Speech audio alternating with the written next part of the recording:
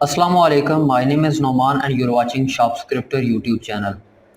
आज के इस सॉलिड प्रिंसिपल सीरीज़ की वीडियो में हम लोग बात करेंगे सिंगल रिस्पॉन्सिबिलिटी प्रिंसिपल की।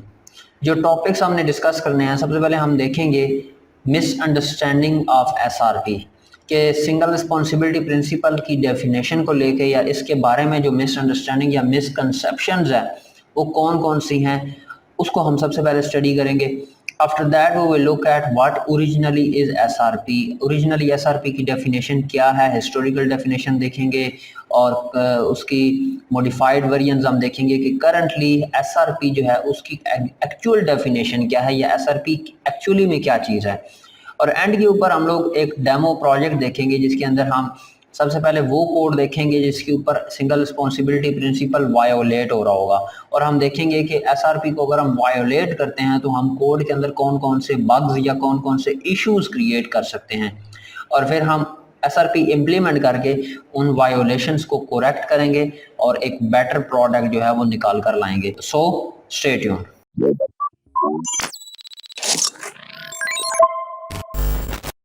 सबसे पहले बात कर लेते हैं miss understanding of SRP. SRP की डेफिनेशन को लेके, एसआरपी जो है वो सॉलिड का वन ऑफ प्रिंसिपल है जो कि सबसे ज़्यादा मिसअंडरस्टूड है, और इसकी बड़ी रीज़न इसका नाम है, क्योंकि जब भी कोई डेवलपर या प्रोग्रामर एसआरपी का नाम सुनता है, सिंगल रिस्पॉन्सिबिलिटी प्रिंसिपल, तो उसके सामने जो सबसे पहली डेफिनेशन आती है वो ये आती है कि a module should do just one thing.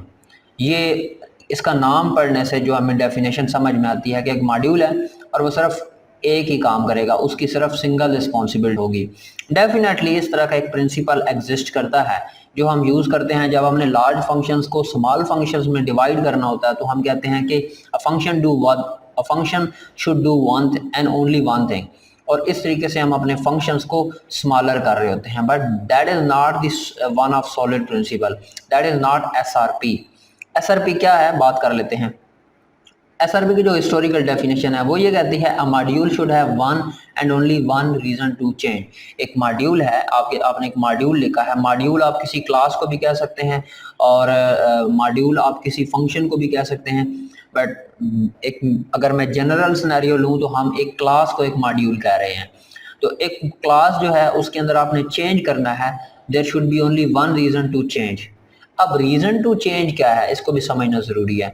अगर मैं सॉफ्टवेयर सिस्टम्स की बात करूं तो हम अपने सॉफ्टवेयर सिस्टम्स के अंदर जब भी कोई चेंज करते हैं तो गोल क्या होता है, स्टेक होल्डर या यूज़र की रिक्वायरमेंट को सेटिस्फाई करना, या यूज़र या स्टेक होल्डर जो भी हमें रिक्वायरमेंट देता है, हमने उसको फुलफिल करने के लिए हम सिस्टम के अंदर किसी भी मॉड्यूल में चेंज करते हैं।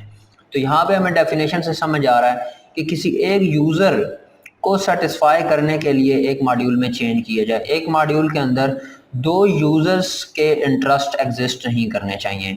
बट अगर मैं यूज़र्स की बात करूं तो ऐसा हो सकता है कि किसी एक फीचर रिक्वेस्ट या किसी एक चीज़ में चेंज के लिए हमें मल्टीपल यूज़र्स या मल्टीपल स्टेक होल्डर्स कह रहे हों कि मुझे यहाँ पे चेंज करना है।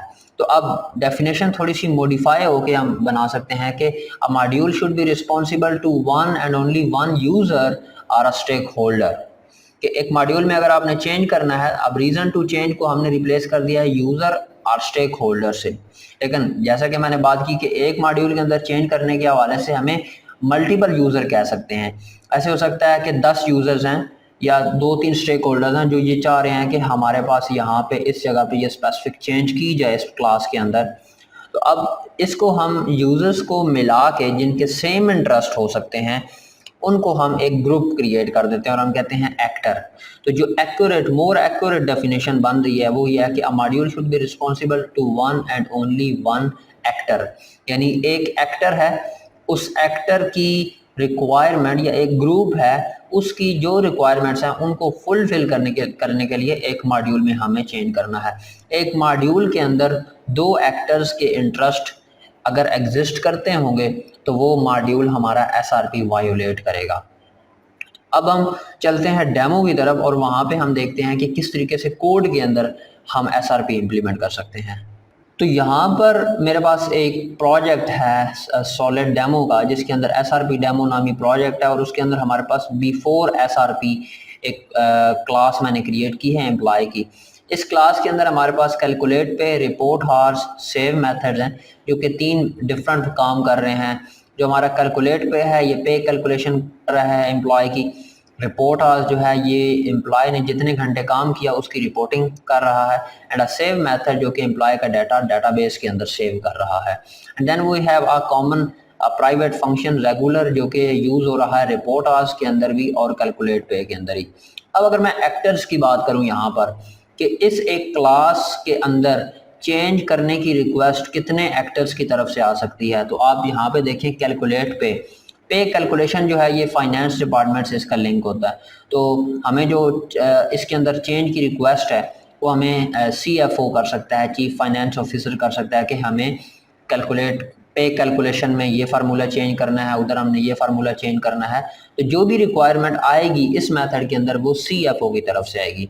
अगर मैं रिपोर्ट आज मेथड की बात करूं तो इसमें जो इसके जो रिस्पॉन्सिबल एक्टर है वो है COO, चीफ ऑपरेटिंग ऑफिसर। आपका जो HR डिपार्टमेंट है वो ये रिपोर्टिंग देख रहा होता है रिपोर्ट आज के इस एम्प्लॉय ने कितने घंटे काम किया, ताकि उसके हिसाब से उसके कोई बोनसेस लगाने हैं हमने, या हमने उसकी प्रमोशंस करनी है, जो भी उन्होंने देखना होता है। आपका HR डिपार्टमेंट जो है वो इस स्पेसिफिक रिपोर्ट हार के मेथड के रिपोर्टिंग में इंटरेस्टेड है। And then you have a third method save which is belongs to CTO, chief technical officer. और एक्चुअली में तो ये DB एडमिनिस्ट्रेटर के साथ होता है इसका link, but eventually DB administrator जो है वो आपको CTO को रिपोर्ट करता है। तो हम ये कह सकते हैं कि इसका जो इंटेंडेड एक्टर है वो CTO है। अब इस मेथड को अगर मैं इस क्लास को देखूं तो यहाँ पे आपको समझ आएगा कि मैं खुल्लम खुल्ला SRP वायोलेट कर रहा हूँ। क्यों? क्योंकि इस एक क्लास के अंदर हमारा SRP कहता है a module should be responsible to one and only one actor. But यहाँ पे अगर इस मॉड्यूल की मैं बात करूँ तो 3 एक्टर्स के लिए ये मॉड्यूल रिस्पॉन्सिबल है। CFO रिक्वेस्ट करेगा चेंज की तो भी इसी मॉड्यूल में चेंज होगा, COO अगर रिक्वेस्ट करेगा तो भी इसी मॉड्यूल में चेंज होगा, और CTO अगर रिक्वेस्ट करेगा तो भी यहाँ पे चेंज होगा। अब इससे प्रॉब्लम क्या क्रिएट हो सकती है? अगर लेट सपोज आप ऐसा समझें कि कैलकुलेट पे करने के लिए हमने एक तो एम्प्लॉय ने जितने नंबर ऑफ आवर्स काम किया वो तो अलग बात है, एक रेगुलर आवर यानी कि अगर 9 आवर की शिफ्ट है तो 9 आवर्स। जो कैलकुलेट पे है ये भी रेगुलर हार्स का मेथड यूज़ कर रहा है, और रिपोर्टिंग में भी हम रेगुलर हार्स के मेथड को यूज़ कर रहे हैं। और डेवलपर ने इसको एक कॉमन मेथड बना दिया और दोनों जगह पे रीयूज़ कर लिया, यानी कि रीयूजिबिलिटी को माइंड में रखते हुए उसने रेगुलर हार का एक प्राइवेट मेथड लिख दिया जो कि रेगुलर हार क्रिएट कर रहा है। नो लेट्स अज्यूम कि CFO आपके पास आता है, चीफ फाइनेंस ऑफिसर, और वो ये चाह रहा है कि रेगुलर हार्स के अंदर जो लॉजिक है हमने उसको कुछ अपने हिसाब से चेंज करना है। अब डेवलपर जब देखता है कि रेगुलर हार्स जो है वो कॉमन वो यहाँ पे रिटर्न है, वो इसके अंदर आता है, केयरफुली चेंजेस करता है, CFO को दिखाता है, CFO उसको वेरीफाई करता है, वैलिडेट करता है और उनका काम परफेक्ट हो जाता है। बट जो डेवलपर है वो ये भूल जाता है देखना कि ये रेगुलर हार्स जो है वो रिपोर्टिंग हार्स में भी कॉल हो रहा है। अब जो COO है उसको नहीं पता कि इस स्पेसिफिक मेथड के अंदर चेंज हुआ है, ये चेंज CFO के लिए हुआ, CFO के अकॉर्डिंग हुआ, और COO जो आपका HR डिपार्टमेंट है वो इस रेगुलर आर के मेथड में कोई चेंज नहीं चाह रहा। तो अब होगा क्या कि ये अपनी रिपोर्टिंग जब कर रहे होंगे कुछ अर्से के बाद इन्हें फील होगा कि इनका जो रिजल्ट है वो एक्यूरेट नहीं आ रहा, उसमें कुछ फ्लैक्चुएशन है।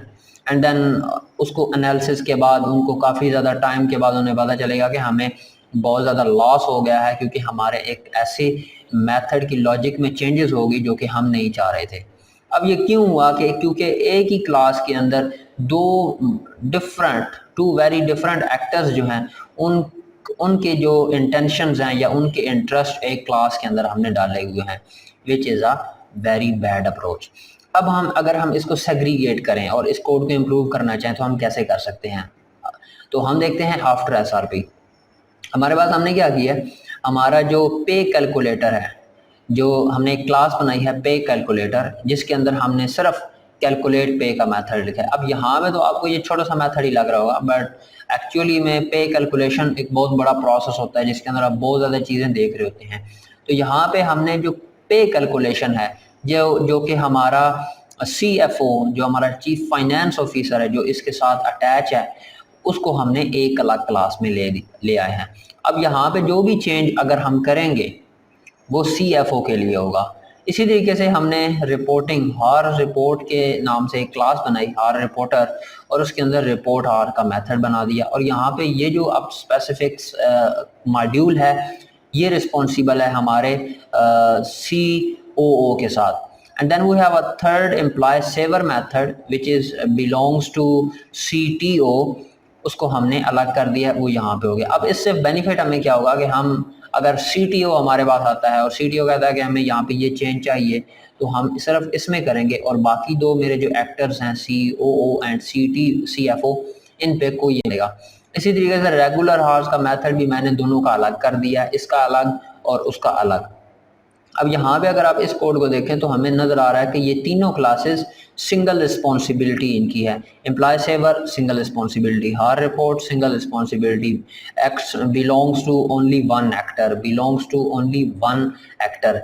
तो इस तरीके से अब मैंने इनको अलग अलग कर दिए। अब आप एक फेस सेट बना सकते हैं, एक ऐसी क्लास बना सकते हैं which is only responsible for calling these all modules and creating the objects. और यहाँ पे मैंने मेन के अंदर इन तीनों के ऑब्जेक्ट्स क्रिएट किए और कॉल कर लिए। इससे डेवलपर जो है जो काम कर रहा है उसको पता लगता रहेगा कि ये स्पेसिफिक अगर एम्प्लॉय या लेट सपोज पे रोल का मॉड्यूल है तो उसके अंदर कौन कौन सी देन सेग्रीगेटेड थिंग्स हैं जो कि डिफरेंट मॉड्यूल्स या डिफरेंट एक्टर के हिसाब से अलग हुई हैं। तो इस तरीके से आप अपने कोड को उसके ऊपर SRP इम्प्लीमेंट कर सकते हैं और अपने कोड को सेपरेट एक्टर्स के हिसाब से सेपरेट मॉड्यूल्स के अंदर रख सकते हैं, ताकि जो एक्टर्स हैं उनकी एक एक्टर की रिक्वायरमेंट्स दूसरे एक्टर को इम्पैक्ट ना करें। This is the actual SRP जो कि इसका एसेंस है और इसकी गोल है। तो यहाँ हमें लर्निंग क्या मिली, हमें अपनी एप्लीकेशन के अंदर अगर इस चीज़ को इम्प्लीमेंट करना तो हमने क्या देखना है। सबसे पहले हमने ये देखना है कि अगर मेरे पास एक मॉड्यूल है तो इस मॉड्यूल का लिंक कितने एक्टर्स के साथ है। अगर तो एक मॉड्यूल का लिंक मल्टीपल एक्टर्स के साथ है देन इट मीन कि वो स्पेसिफिक मॉड्यूल जो है उसको ब्रेक डाउन करना पड़ेगा और एक मॉड्यूल एक एक्टर के साथ ही बिलोंग होना चाहिए।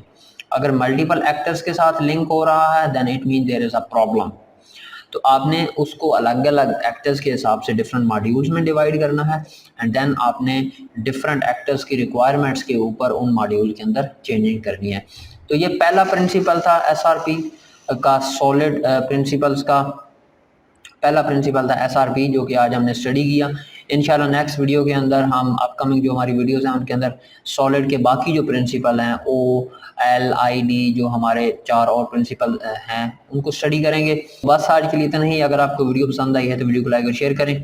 अगर आपके माइंड में कोई क्वेश्चन है तो कमेंट सेक्शन में लिखना ना भूलिएगा। ज़िंदगी रही तो फिर मिलेंगे इंशाल्लाह एक और नई वीडियो साथ, तब तक के लिए अल्लाह हाफिज़।